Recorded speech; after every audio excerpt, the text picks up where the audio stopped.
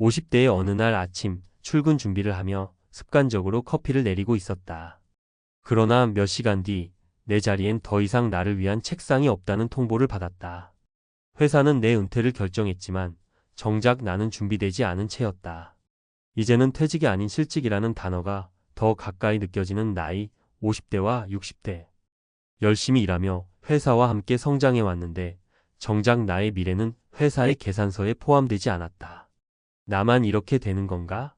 라는 생각이 들지만 놀랍게도 주변에 비슷한 상황에 놓인 사람들이 너무 많았다.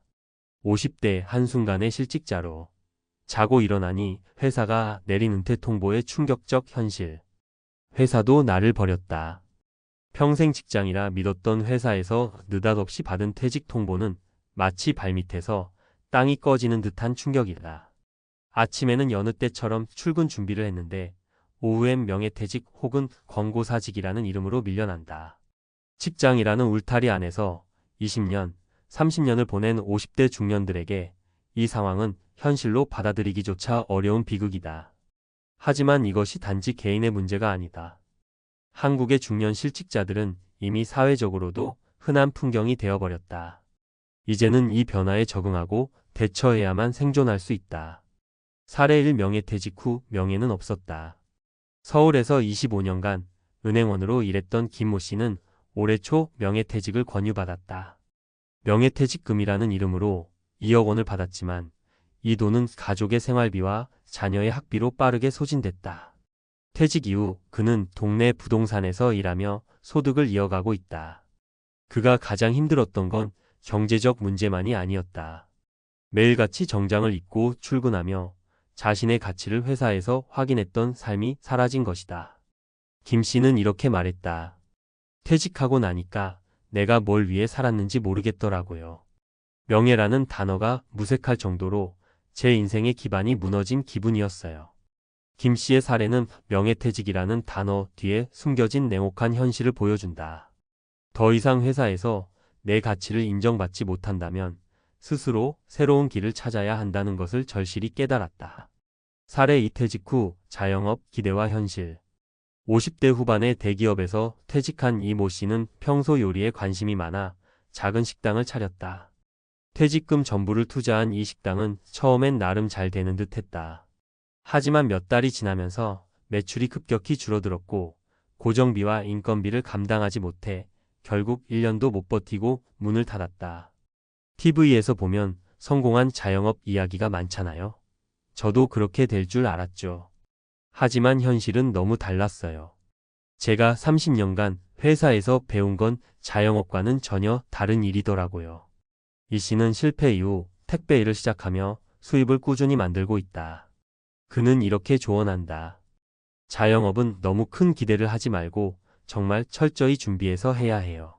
아니면 작은 일이라도 몸으로 부딪히면서 배워야 합니다. 퇴직 이후 안정된 수입원을 찾는 게 얼마나 어려운지 보여주는 사례다. 사례 3 퇴직 후 신입이 된 58세.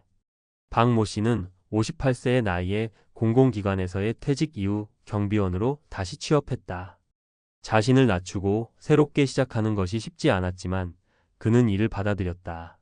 퇴직 후 몇 달 동안은 자존심이 상해서 아무것도 할 수 없었어요. 하지만 가족을 위해 제가 해야 할 일이 무엇인지 고민하게 됐죠. 지금은 경비 일을 하면서 나름 보람도 찾고 있습니다. 박 씨는 더 나아가 경비원 자격증을 따고 작은 재테크 공부를 병행하며 새로운 삶을 만들어가고 있다. 퇴직했다고 끝난 게 아니더라고요. 오히려 이제야 내 삶을 내가 설계해야 한다는 걸 깨달았어요. 다른 건 몰라도 퇴직 전에 최소한 어떤 일을 할지 미리 계획을 세워야 합니다. 퇴직 후를 대비하기 위한 3가지 실천법. 새로운 기술과 자격증 준비. 50대 퇴직자는 자신이 가진 기술이 곧 경쟁력이다. 경비원 자격증, 바리스타, 요양보호사 등 현실적으로 취업 가능한 자격증부터 자신이 잘할 수 있는 분야의 기술을 익히는 것이 중요하다. 퇴직 전 여유가 있을 때 미리 준비하면 더욱 좋다. 퇴직 후 소비 패턴 재조정. 퇴직 이후 가장 중요한 건 안정적인 재정 관리다. 김 씨의 사례처럼 퇴직금은 빠르게 사라질 수 있다. 소비를 줄이고 생활비를 관리하는 훈련을 퇴직 전에 시작해야만 예상치 못한 상황에 대비할 수 있다. 마음가짐의 변화와 유연성. 박 씨처럼 퇴직 이후에도 신입으로 돌아갈 수 있는 유연한 마음가짐이 필요하다. 자신을 낮추고 새로운 도전을 받아들이는 용기가 생존의 열쇠가 된다. 자존심 때문에 아무것도 하지 못하는 것은 가장 위험한 선택이다. 퇴직은 누구에게나 찾아오는 변화다. 준비되지 않은 채로 맞이하면 막막함만 남지만 미리 준비하고 새로운 도전을 받아들인다면 제2의 인생을 열 수 있다. 한순간에 실직자가 된 현실이 두렵다면 그 순간을 나를 더 단단히 만드는 기회로 바꾸어야 한다. 당신은 어떤 선택을 하겠는가? 50대 한순간의 실직자로. 그러나 퇴직 후가 진짜 인생의 시작입니다. 퇴직 후에도 인생은 계속됩니다. 이 말을 들으면 쉽게 동의하기 어려울 겁니다. 하루아침에 직장을 잃은 50대에게는 낙담과 상실감이 먼저 밀려오죠. 하지만 이런 상황에서도 냉정히 바라봐야 할 현실은 분명합니다. 퇴직은 끝이 아니라 새로운 시작이라는 점입니다. 우리가 흔히 놓치는 건 퇴직 후의 삶도 스스로 설계할 수 있다는 사실입니다. 퇴직 이후에 찾아올 삶의 변화를 준비하고 대처하는 방법에 대해 조금 더 구체적으로 이야기해 보겠습니다. 퇴직 이후의 삶, 당신이 직접 설계해야 합니다. 1. 내 삶의 주인공은 나라는 사실을 깨닫기. 직장을 다닐 땐 회사가 내 시간과 생활을 지배했습니다. 그러나 퇴직 후에는 모든 결정권이 오롯이 나에게로 돌아옵니다. 처음엔 이 자유가 막막하고 두렵게 느껴질 수 있습니다. 하지만 이것이야말로 진정한 기회입니다. 중요한 건 스스로 주도권을 잡고 내 삶을 어떻게 채울지 고민하는 겁니다. 경비원으로 새로운 직업을 선택했던 박 씨의 사례를 떠올려 보세요. 그는 스스로를 낮추고 현실을 받아들였기 때문에 지금은 안정적인 생활을 하고 있습니다. 여기서 가장 큰 걸림돌은 체면입니다. 체면 때문에 경비원, 택배, 요양보호사 같은 일자리를 쉽게 선택하지 못하는 경우가 많습니다. 그러나 진정으로 중요한 건 체면이 아니라 생존과 내가 느낄 수 있는 만족감이라는 사실을 잊지 말아야 합니다. 2. 돈이 아닌 가치를 우선시하기. 퇴직 후의 경제적 불안정은 누구에게나 공통적인 문제입니다. 그러나 여기서 중요한 건 돈을 좇는 것이 아니라 가치를 좇는 법을 배우는 겁니다. 예를 들어 대기업을 퇴직하고 자영업에 뛰어들었다 실패한 이 씨의 사례는 우리에게 중요한 교훈을 줍니다. 단순히 돈을 벌겠다는 생각만으로 준비 없이 도전했다가는 더 큰 좌절을 겪게 됩니다. 가치 중심적인 삶이란 내가 잘할 수 있는 일, 그리고 좋아하는 일을 선택해 수익과 보람을 동시에 추구하는 것입니다. 50대 이후에는 돈이 목적이 아니라 수단이라는 걸 명확히 이해해야 합니다. 이렇게 가치 중심의 삶을 추구하면 경제적 안정뿐만 아니라 심리적 안정도 따라옵니다. 3. 고정관념을 깨고 새로운 길을 찾아라. 50대에 새로운 걸 배운다고? 이런 생각부터 버려야 합니다. 퇴직 후에는 과감하게 기존의 삶의 틀을 깨고 새로운 길을 찾아야 합니다. 서울에서 은퇴한 58세의 김 씨는 퇴직 후 6개월 동안 한 가게에서 바리스타로 일하며 커피 만드는 법을 배웠습니다. 30년 넘게 은행에서 근무했던 그는 전혀 다른 분야였지만 배우고 나니 커피와 사람을 연결하는 일이 너무 재미있었다고 합니다. 현재 그는 자신만의 작은 카페를 열어 지역 주민들과 소통하며 새로운 인생을 살고 있습니다. 새로운 것을 배운다는 건 단순히 직업을 얻는 걸 넘어 나 자신을 다시 발견하는 과정이기도 합니다. 4. 퇴직 후의 목표는 반드시 구체적이어야 한다. 퇴직 후에도 명확한 목표와 일정을 세우는 것은 매우 중요합니다. 막연히 좀 쉬다 보면 새로운 일이 생기겠지라고 생각하는 것은 가장 위험합니다. 목표는 실현 가능하고 구체적이어야 합니다. 예를 들어 자격증을 준비하거나 일주일에 몇 시간씩 봉사활동을 계획하는 것도 좋은 방법입니다. 박 씨처럼 새로운 분야에 도전할 땐 하루하루 해야 할 일을 정리하고 작은 목표를 쌓아가는 것이 중요합니다. 이 과정에서 느껴지는 성취감은 퇴직 후에도 활력을 유지할 수 있는 원동력이 됩니다. 퇴직 이후에도 스스로 빛날 수 있는 방법. 퇴직은 삶의 끝이 아니라 새로운 시작입니다. 이 시작을 어떻게 받아들이느냐에 따라 앞으로의 삶이 달라질 수 있습니다. 나만의 속도로 달리기. 남들과 비교하지 마세요. 50대에 새로운 일을 시작한 나와 30대의 신입 직원은 출발선 자체가 다릅니다. 나만의 속도와 방식으로 내가 잘할 수 있는 것에 집중하세요. 배움은 늦지 않는다. 퇴직 후의 배움은 나 자신을 다시 성장시키는 과정입니다. 새로운 자격증이든 전혀 다른 분야의 기술이든 지금 시작하기에 늦은 건 없습니다. 커뮤니티에 참여하기. 퇴직 후 가장 큰 문제는 고립감입니다. 동네 모임, 취미활동, 봉사단체 등 내가 속할 수 있는 커뮤니티를 찾으세요. 사람들과의 연결은 삶의 활력을 더해줍니다. 퇴직 후에도 당신은 여전히 소중한 사람입니다. 퇴직은 누구에게나 어렵고 두려운 일이지만 그 시간을 어떻게 보내느냐에 따라 50대 이후의 인생이 완전히 달라질 수 있습니다. 이제는 회사가 아닌 나 자신을 위해 시간을 쓰고 나의 가치를 찾아야 할 때입니다. 이 글을 읽고 있는 당신도 충분히 새로운 길을 찾을 수 있습니다. 첫걸음이 어렵더라도 한 발씩 나아가다 보면 빛나는 미래가 기다리고 있을 겁니다. 퇴직 후에 더 나아질 준비가 되셨나요? 여보, 이번 달도 마이너스야. 남편이 조심스럽게 건네는 말에 아내는 말없이 고개를 끄덕였습니다. 마트에서 3,000원짜리 고등어 하나를 집어들며 한참을 망설이는 자신을 보며 우리가 이렇게까지 살아야 하나? 라는 생각이 머리를 스쳤습니다. 둘 다 정년 퇴직을 몇 년 앞둔 50대 후반, 퇴직금으로 뭘 해보기도 전에 생활비와 대출이 목을 조여옵니다. 은퇴 후엔 좀 쉬면서 살 수 있을 줄 알았습니다. 젊어서 고생했으니 이제는 편히 살 수 있겠지 싶었죠.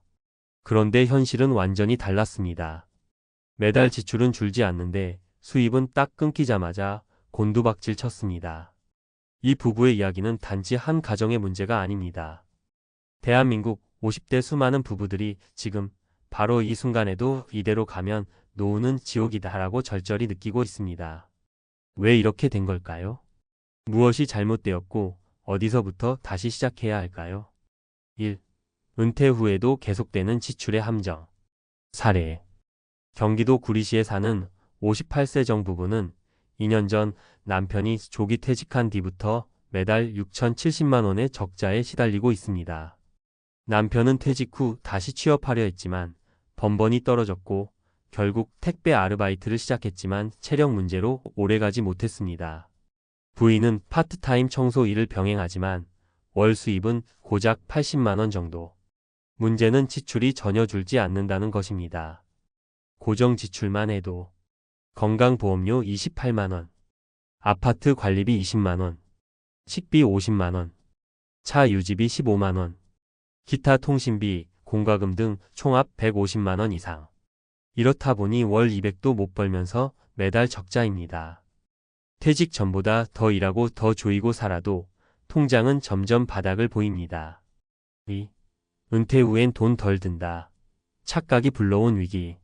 사례. 부산에 사는 55세 이씨 부부는 은퇴하면 돈 쓸 일이 줄어들 거야 라는 생각으로 퇴직금을 목돈으로 저축했습니다. 그러나 예상과 달리 은퇴 후 지출이 줄기는커녕 오히려 늘었습니다. 부모님 병원비, 조카 결혼식 경조사비, 자녀의 대학 등록금과 학자금 대출 상환. 이 모든 비용이 은퇴 후엔 줄어들 거라 생각한 돈이었습니다. 결국 퇴직금의 절반이 3년 만에 사라졌고 남은 돈으로는 도저히 노후를 버틸 수 없어 다시 편의점 야간 근무를 시작했습니다. 하지만 수입은 고작 120만 원 수준. 체력은 점점 소진되고 부부 관계도 급격히 나빠졌습니다. 우리가 왜 이렇게까지 살아야 하냐며 서로를 탓하기 시작한 것입니다. 3. 수입 없는 노후는 고립과 우울로 이어진다. 사례. 서울에 거주하던 60세 김 부부는 은퇴 후 지방 소도시로 이주했습니다. 생활비를 줄이겠다는 목적이었죠. 하지만 예상보다 지역 사회 적응이 어려웠고 친구도 없고 일거리도 찾기 힘들었습니다. 게다가 수입은 거의 없다 보니 외출도 줄고 말수도 줄고 결국 우울증 진단까지 받게 되었습니다. 부부 사이엔 대화도 끊기고 말 한마디 없이 하루를 보내는 날도 많아졌습니다. 김 씨는 이렇게 말합니다. 돈이 없으면 사람도 작아져요. 마음이 점점 위축되고 자존감이 무너집니다. 나는 이제 쓸모없는 사람인가 싶어져요. 은퇴 후 마이너스를 막기 위한 3가지 대책. 퇴직 전 생활비 시뮬레이션을 반드시 해보자. 단순히 대충 이 정도면 되겠지가 아니라 구체적으로 월 고정 지출이 얼마인지 예상되는 의료비, 여행비, 경조사비 등까지 미리 계산해보고 1년간 노후 예행 연습을 해보는 것이 필요합니다. 은퇴 후에도 작게라도 현금 흐름을 만들어라. 경비, 청소, 반찬 가게 배달, 중고 판매, 유튜브 운영 등 고정 수입은 크지 않더라도 꾸준히 들어오는 수입원 하나가 있느냐 없느냐가 장기전에서 큰 차이를 만듭니다. 소비 방식부터 철저히 리셋하자. 과거에는 외식이나 쇼핑이 스트레스 해소였지만 은퇴 후엔 스트레스를 해소하기 위해 돈을 쓰면 더 큰 스트레스를 불러옵니다. 작은 텃밭 가꾸기, 도서관 나들이, 공공강좌 참여 등 돈 안 들이면서도 즐길 수 있는 활동을 중심으로 일상을 다시 설계해야 합니다. 매지며 마이너스 노후에서 탈출하려면 지금 당장 점검하자.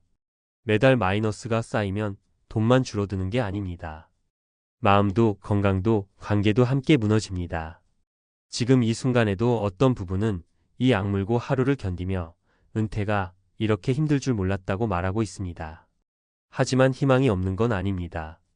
지금이라도 상황을 정확히 인식하고 수입과 지출 구조를 점검하고 아주 작게라도 수입원을 만들 수 있다면 마이너스에서 플러스로, 절망에서 다시 일어설 수 있습니다. 50대라면 지금이 마지막 기회입니다. 퇴직 전 아니면 퇴직 직후 1년 안에 반드시 점검하고 방향을 바꾸지 않으면 이대로면 노후는 진짜 지옥이 될 수 있습니다. 그러니 오늘 하루 가계부부터 다시 꺼내보세요. 그 작은 실천이 지옥과 천국의 갈림길이 될 수도 있으니까요. 매달 적자 이대로면 노후는 지옥입니다. 전문가가 말하는 은퇴 후 적자 가계의 경고. 서론 은퇴 후 지출 우위 구조가 몰고 오는 위기. 대한민국 5,060대 가구 상당수가 은퇴 후 지출은 그대로 수입은 급감하는 구조로 전환되며 재정 위기를 겪고 있습니다. 특히 자녀 교육이 끝나고 주택담보대출이 마무리된다고 해서 자동으로 재정이 여유로워지는 것이 아닙니다. 오히려 그 시점부터는 현금 유입이 끊긴 채 지출만 계속되는 마이너스 가계 운영이 장기화되며 심리적, 정신적 고통까지 더해지는 복합 위기 국면으로 진입하게 됩니다. 실제로 통계청의 2024 고령층 가계조사에 따르면 60세 이상 가구의 월 평균 소득은 약 190만 원, 반면 지출은 210만 원을 초과하는 경우가 절반 이상이었습니다. 이는 이미 상당수 가구가 매달 마이너스 상태로 생활하고 있다는 뜻입니다. 본론 은퇴 후 마이너스 인생을 만드는 3가지 핵심 원인. 1. 지출은 은퇴해도 줄지 않는다. 고정비 착시. 많은 은퇴 예정자들은 은퇴하면 소비가 줄어든다고 가정합니다. 그러나 실제로는 정반대입니다. 고정적으로 유지되는 지출 항목을 살펴보면 다음과 같습니다. 국민건강보험 지역가입자, 전환 후 건강보험료 증가. 아파트 관리비, 통신비, 교통비 등 고정비. 의료비 증가 및 만성질환 관리비. 자녀 지원비 및 경조사비. 차량 유지비 등. 이 중 의료비와 경조사비, 가계 고정비는 노후에 줄어들기는커녕 오히려 증가합니다. 사례 요약 경기도 58세 부부, 퇴직 후 건강보험 지역 가입자로 전환되면서 매달 28만 원 납부. 총 지출 230만 원인데 수입은 160만 원, 매달 70만 원 마이너스. 2. 퇴직금연금만 믿은 결과 수입의 공백. 퇴직금과 국민연금만으로 노후를 버틸 수 있다고 착각하는 경우가 많습니다. 그러나 현실은 다릅니다. 국민연금 월 수령액 2024년 기준 평균 약 63만 원. 퇴직금 생활비로만 사용할 경우 35년 내 소진. 별도 소득원이 없으면 현금 흐름 단절. 사례 요약 부산 55세 부부, 퇴직 후 연금 수령 전까지 3년 공백. 자녀 학비와 경조사비로 퇴직금 1억 2천 중 7천만 원 소진. 월 수입 120만 원 이하로 생활. 이는 수입 대비 지출 구조가 무너지며 퇴직금을 단기간 내 소진하는 전형적 사례입니다. 특히 국민연금이 시작되는 시점까지의 소득 공백기는 은퇴 설계에서 가장 큰 리스크 구간입니다. 3. 심리적 사회적 고립과 소비 습관 유지. 수입이 줄었지만 기존의 소비 습관이 유지되거나 은퇴 초기 보상 소비로 인해 오히려 소비가 증가하는 현상이 많습니다. 또한 은퇴 후 사회적 관계 단절로 인해 우울감, 자존감 하락이 반복되며 스트레스를 소비로 푸는 악순환이 발생합니다. 사례 요약: 서울 거주 부부, 은퇴 후 지방 이주. 생활비 절약 목적이었으나 인간관계 단절, 외로움으로 인한 우울 증상 증가. 외출 치료 비용 증가.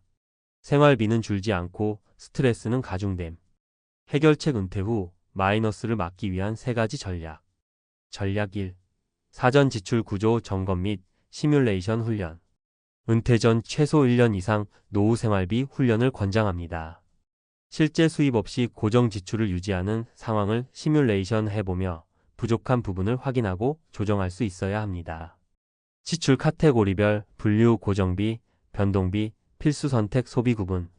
건강보험료, 차량 유지비, 통신비 등 절감 가능 여부 검토.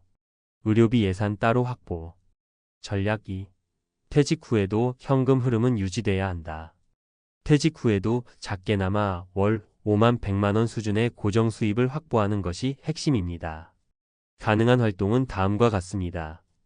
경비 배달 지역 공공일자리. 유튜브 블로그 중고거래 온라인 판매. 재능 공유 글쓰기 사진 악기 요리 등. 주택 일부 임대 활용 방 하나 월세 등. 고령층 자영업은 위험이 크므로 소규모저 위험 반복형 수입원에 초점을 맞춰야 합니다.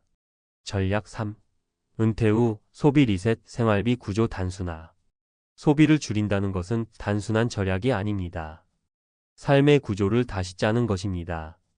예를 들어 외식 대신 지역 공동체 밥상 참여, 차량 대신 대중교통 전환, 유료 취미 대신 도서관, 공공 프로그램 활용, 물건 소비 대신 경험 중심의 생활 추구.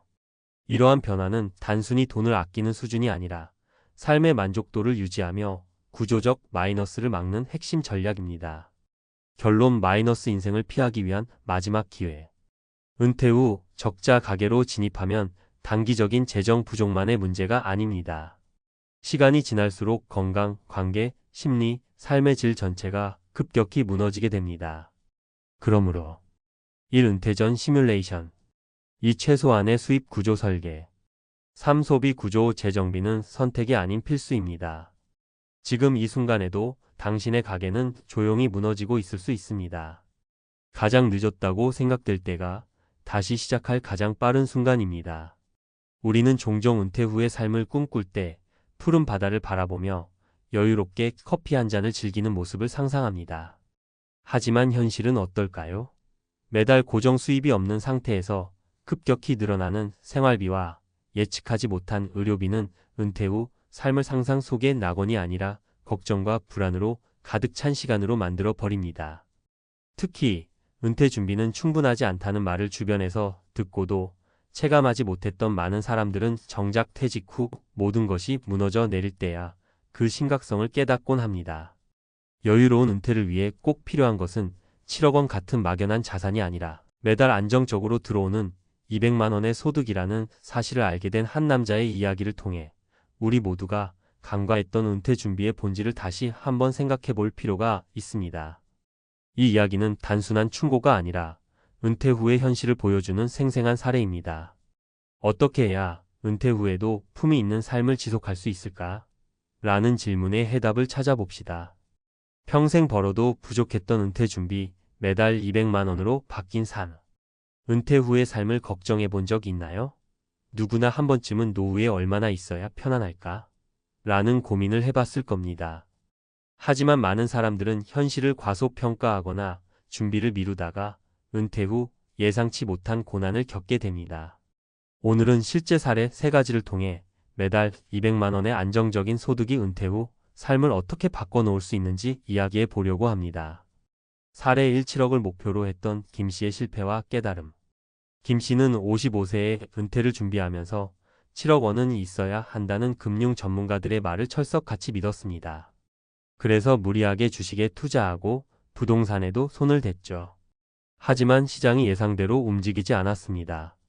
몇 번의 실패 끝에 그는 62세에 은퇴했지만 모아둔 돈은 고작 2억 원. 이 돈으로는 안정된 노후를 보내기에는 턱없이 부족했습니다. 김 씨는 처음엔 낙담했지만 곧 새로운 목표를 세웠습니다. 그는 작게나마 매달 200만 원의 고정 수입을 만들기 위해 적은 자본으로 임대형 수익을 내는 사업을 시작했습니다. 퇴직 후 1년 만에 월 200만 원의 수입이 안정적으로 들어오기 시작했죠. 7억이 없어도 매달 고정적으로 들어오는 돈만 있으면 노후가 달라진다는 걸 깨달은 김 씨는 지금 한결 여유로운 삶을 살고 있습니다. 이 사례가 주는 교훈은 간단합니다. 거액의 자산을 한 번에 마련하기보다는 매달 들어올 고정적인 소득을 만드는 것이 더 중요하다는 사실이죠. 사례 2. 은퇴 후 친구 집에 얹혀 살았던 정 씨의 변화. 정 씨는 공무원으로 일하며 내 연금만 있으면 노후는 문제없다라고 생각했습니다. 하지만 은퇴 후 예상치 못한 의료비와 생활비 증가로 연금이 빠르게 바닥났습니다. 심지어 주택 문제로 친구 집에 얹혀 살게 되는 처지에 놓였죠. 매달 부족한 돈을 채우기 위해 아르바이트까지 했지만 체력이 따라주지 않아 결국 포기해야 했습니다. 그러던 중 정 씨는 작은 일자리를 찾기 시작했습니다. 경력을 살려 가정용 재무 컨설팅을 시작한 것이죠. 큰 돈을 벌진 못했지만 매달 200만 원의 소득을 안정적으로 확보하게 됐습니다. 매달 200만 원이 생긴 후 자존감이 살아나고 친구들에게도 도움을 받을 필요가 없어졌다고 말하는 정 씨의 이야기는 은퇴 후 소득의 중요성을 실감하게 합니다. 사례 3. 농촌에서 새로운 삶을 시작한 박 씨 부부. 박 씨 부부는 퇴직 후 시골로 내려가기로 했습니다. 적은 돈으로 자급자족하는 삶을 꿈꾸며 농사를 시작했지만 막상 현실은 달랐습니다. 초기 비용과 예기치 못한 농업 손실로 생활비가 계속 부족해졌죠. 도시로 다시 돌아갈까 고민하던 부부는 한 가지 아이디어를 떠올렸습니다. 지역 특산물을 활용한 작은 가공식품 사업을 시작한 것입니다. 처음엔 단순히 농산물을 판매했지만 점차 가공 제품으로 확대하면서 매달 200만 원 이상의 소득을 올리게 됐습니다. 농사만으로는 부족했던 노후가 작은 수입원 하나로 안정되었다는 박 씨 부부의 경험은 은퇴 후 삶에 있어 적은 수입이라도 지속적인 현금 흐름이 얼마나 중요한지 보여줍니다. 왜 매달 200만 원이 중요한가? 많은 사람들이 은퇴 후 거액이 필요하다는 환상에 사로잡혀 있습니다. 물론 큰 자산이 있으면 좋겠지만 은퇴 후 안정된 소득이 더 중요합니다. 매달 200만 원은 생각보다 많은 것을 해결할 수 있습니다. 기본 생활비는 물론 갑작스러운 의료비나 소소한 여가 비용까지 커버할 수 있죠. 은퇴 후 삶은 단순히 돈의 문제가 아닙니다. 안정된 소득은 삶의 질과 자존감에도 큰 영향을 미칩니다. 김 씨, 정 씨, 그리고 박 씨 부부의 사례처럼 중요한 건 적은 금액이라도 꾸준히 들어오는 수입원입니다. 실천할 수 있는 방법. 작은 부업으로 시작하라. 지금 당장 큰 돈을 벌 생각은 하지 마세요. 소규모의 부업이나 자신의 경험을 살린 일자리로 첫 발을 내딛는 게 중요합니다. 소비를 줄이고 효율적으로 관리하라. 수입이 부족하다면 소비를 줄이는 것도 좋은 방법입니다. 특히 불필요한 사치품이나 고가의 차량은 멀리하세요. 지속 가능한 소득원을 찾으라.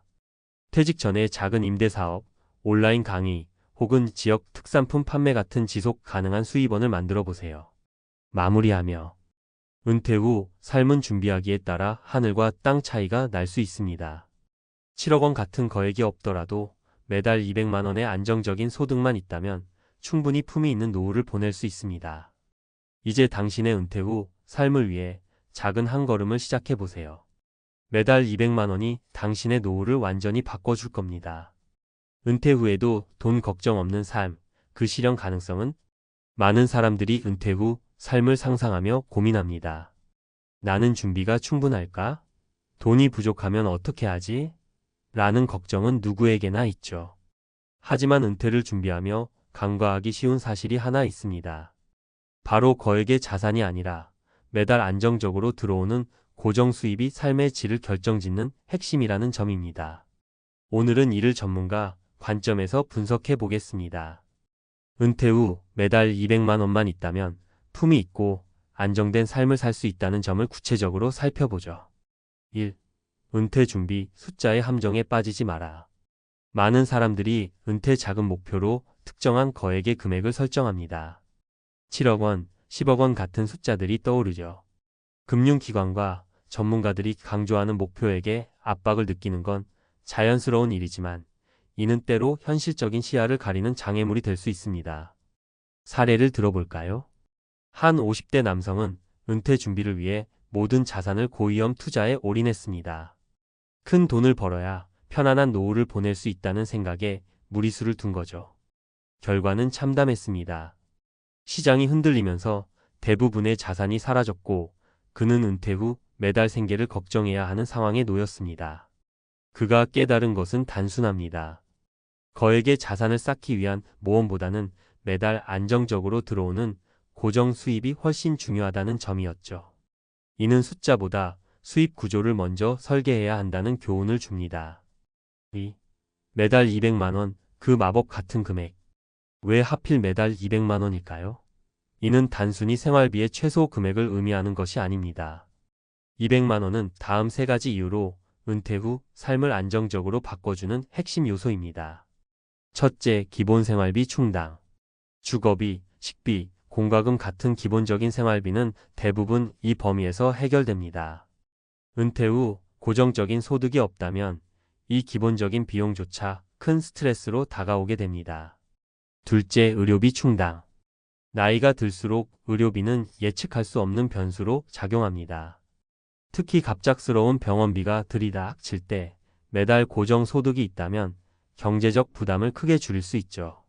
셋째, 심리적 안정감 제공. 경제적 안정감은 심리적 안정으로 이어집니다. 매달 일정한 금액이 들어오면 돈이 떨어질까라는 불안에서 벗어나 더 품위 있고 행복한 삶을 누릴 수 있습니다. 3. 전문가들이 추천하는 매달 200만 원의 전략. 그렇다면 매달 200만 원의 소득은 어떻게 만들 수 있을까요? 구체적인 방법 3가지를 살펴봅시다. 소규모 임대 수입 활용.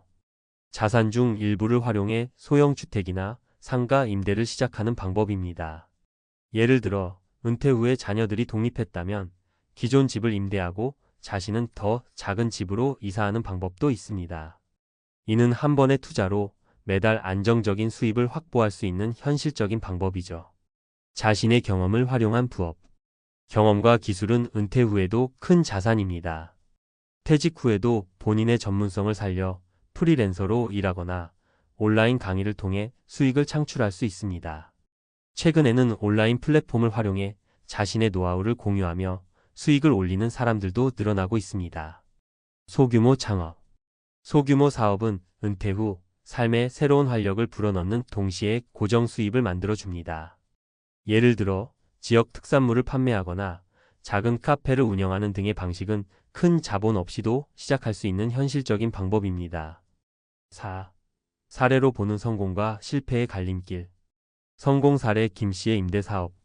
김씨는 55세에 퇴직하면서 작은 상가 하나를 구입했습니다.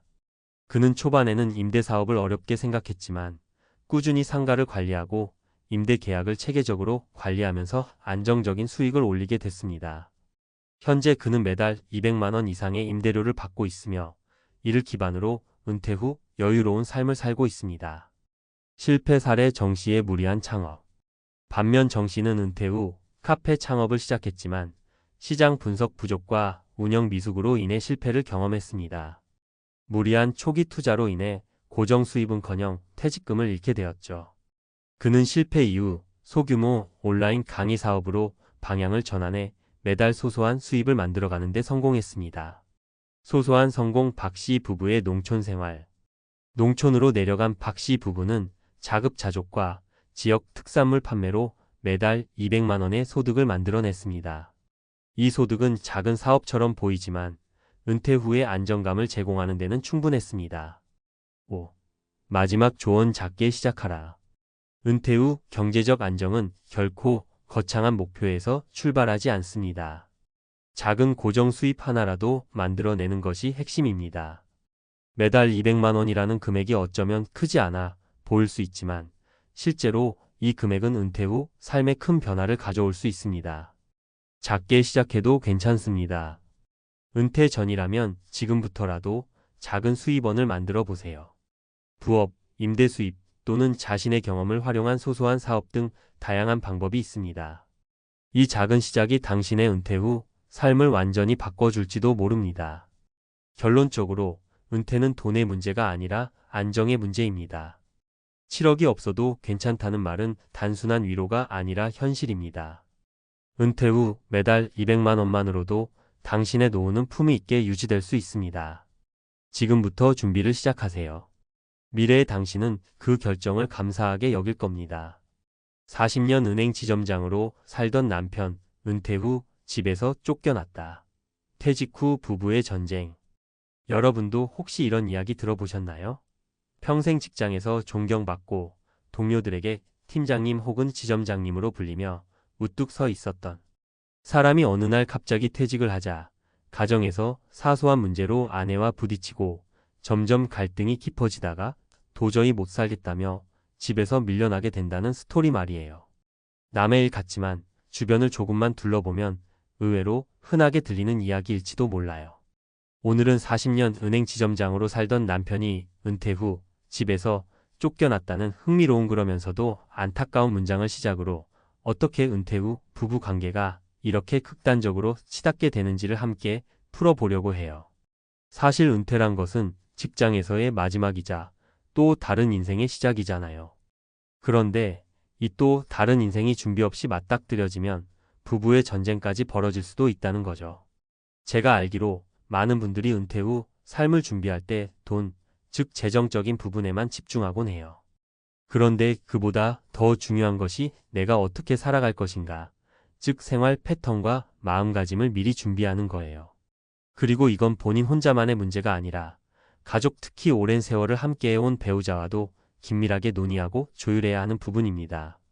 지금부터 은퇴 후 부부 갈등이 왜 생기는지, 그리고 어떻게 하면 이런 갈등을 미연에 방지할 수 있는지 3가지 사례를 들어 구어체로 풀어볼게요.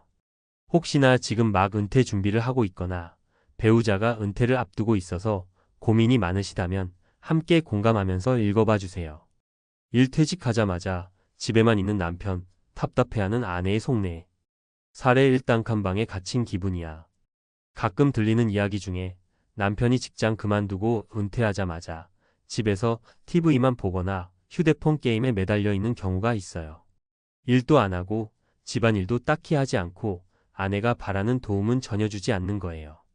아내 입장에서는 아니, 지금까지 회사 생활하느라 나 몰라라 했던 건 그렇다 쳐도 이제는 시간이 많아졌으면 좀 가족을 위해서 움직여주는 게 맞지 않나? 하고 생각하게 되죠. 그런데 정작 남편은요, 서운함이 있대요. 내가 40년 동안 직장에서 고생을 했으면 좀 편하게 쉴 수 있는 거 아니냐는 거예요. 그래서 갈등이 시작되는 거예요.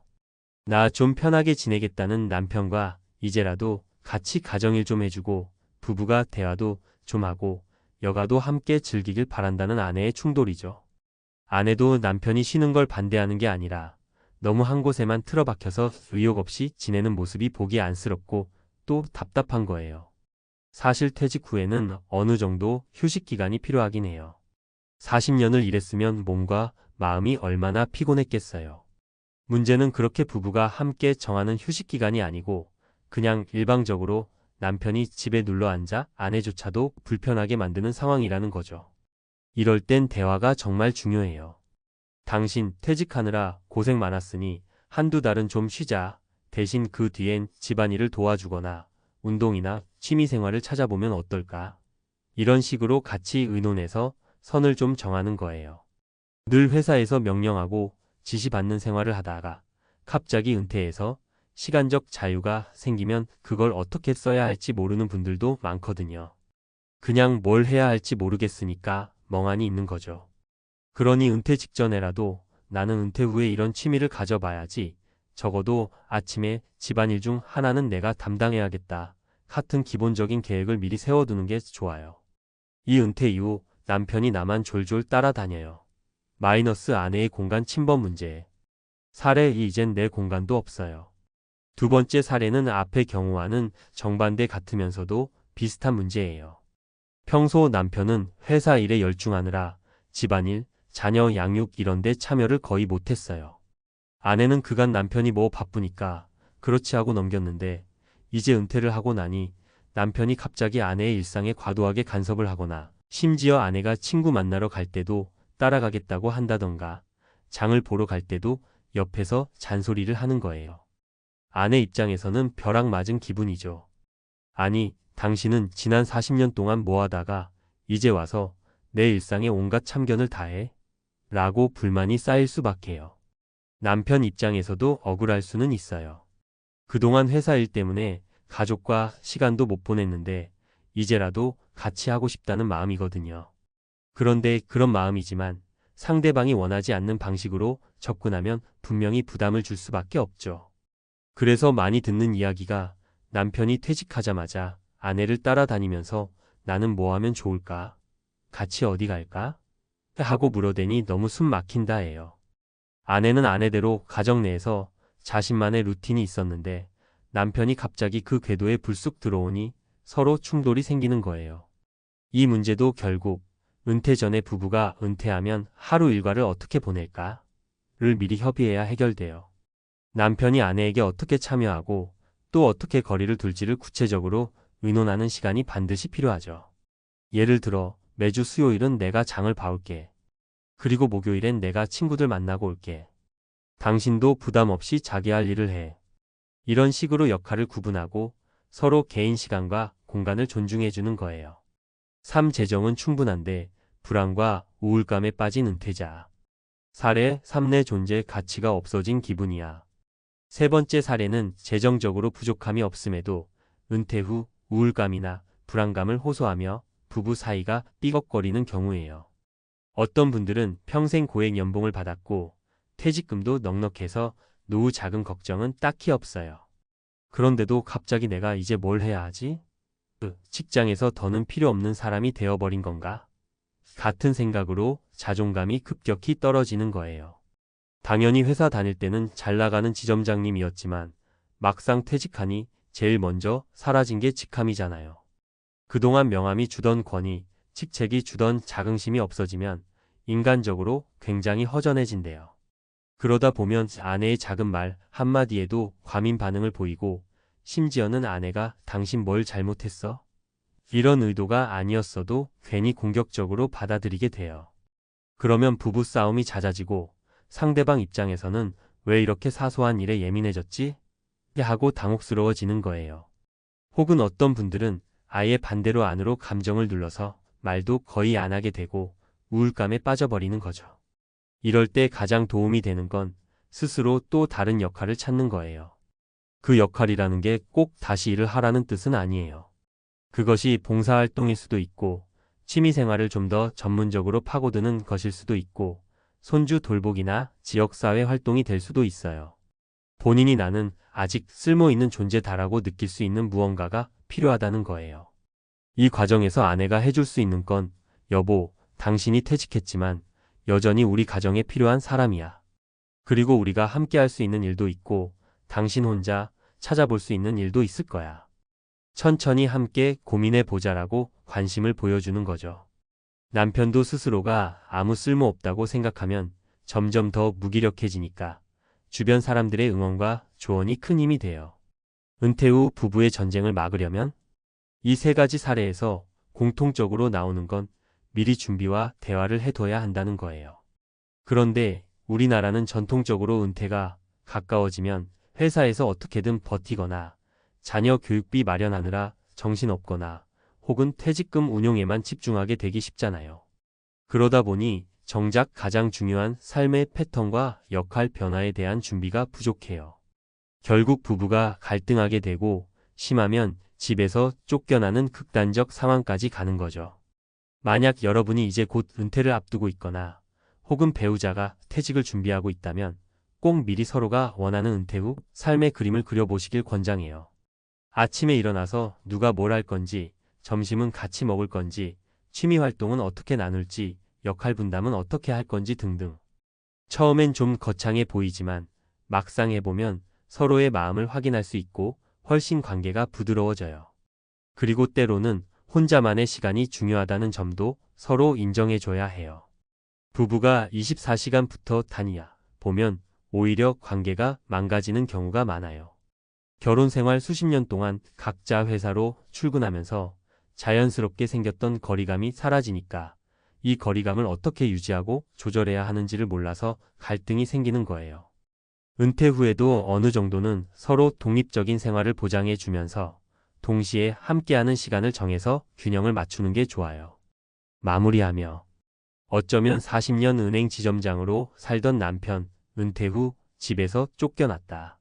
퇴직 후 부부의 전쟁이라는 문장은 꽤 자극적으로 들리겠지만 실제로 크게 다르지 않은 갈등 사례들이 우리 주변에 많아요.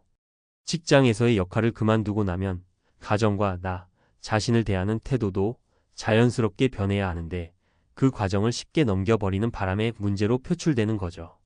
그러나 두려워할 필요는 없어요. 은퇴 후 삶을 조금만 더 일찍, 조금 더 구체적으로 준비하면 새로운 인생 단계가 훨씬 풍성해질 수 있답니다.